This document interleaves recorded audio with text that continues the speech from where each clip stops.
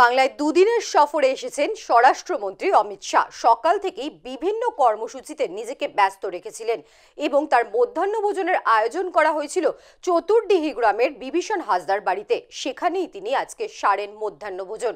এই সমগ্র বিষয়ে প্রচন্ড পরিমাণে কড়া নিরাপত্তা ছিল সেই চতুর্দিহি গ্রামে। স্বরাষ্ট্রমন্ত্রী অমিত শাহ খেজুরের চাটাইয়ে বসে দুপুরের খাবার খেয়েছেন। অমিত শাহর পাশে ছিলেন রাজ্য বিজেপির সভাপতি দিলীপ ঘোষ। কলাপাতায় খাবার খেয়েছেন তিনি। ঠিক আজকের মতনই আগামীকালও দুপুরে নিউ টাউনে মতুয়া সংঘের মন্দিরে পুজো দিয়ে সেই সংঘের এক সদস্যের বাড়িতে মধ্যাহ্নভোজ সারবেন অমিত শাহ।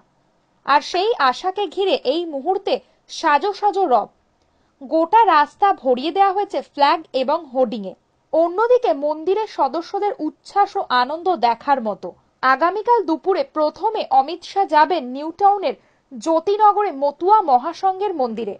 মন্দির কমিটির তরফ থেকে একটি স্মারকলিপি দেওয়া হবে, যেখানে তাদের দুটো দাবি থাকবে।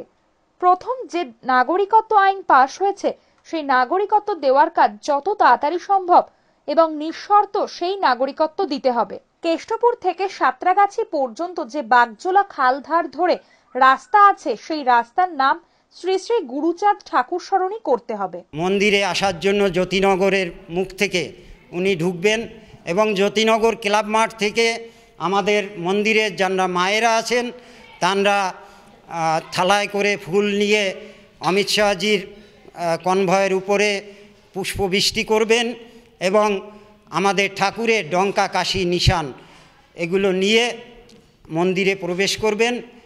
অমিত শাহজি মন্দিরে প্রবেশ করার পরে মন্দিরে উনি পুজো করবেন।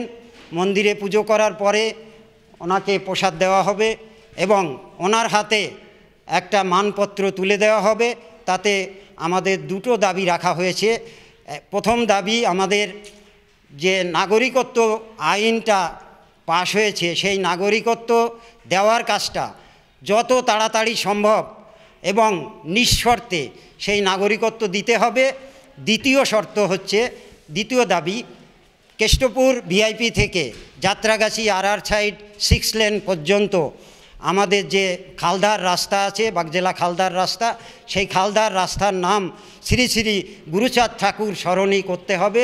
এই দাবি আমরা ওনার কাছে রেখেছি এবং এখান থেকে উনি যাবেন আমাদের এই বাগজেলা হরিগুরুচাঁদ মতুয়া মহাসংঘের যিনি সমাজ কল্যাণ সম্পাদক নবীন বিশ্বাস, আদর্শপল্লী শিমুলতলায় তার বাড়ি, সেই নবীন বিশ্বাসের বাড়িতে উনি মধ্যাহ্ন ভোজন করবেন।